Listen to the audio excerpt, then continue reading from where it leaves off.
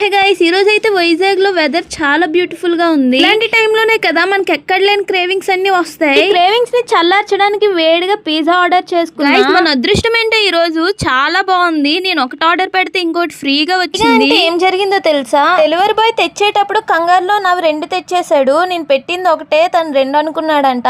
Boxes ఇచ్చినప్పుడు నేను చెప్పాను నేను ఒకటే పెట్టానేనని. ఇంకప్పుడు చూసుకున్నాడు. సరే ఒక బాక్స్ తీసుకోండి అంటే తీసుకోమన్నాడు. వద్దు మీకు ప్రాబ్లం అవుద్ది కదా అన్నాను, కానీ తీసుకోమన్నాడు. కొన్నిసార్లు అంతే, మనం ఎక్స్పెక్ట్ చేయకుండానే అద్భుతాలు జరుగుతాయి.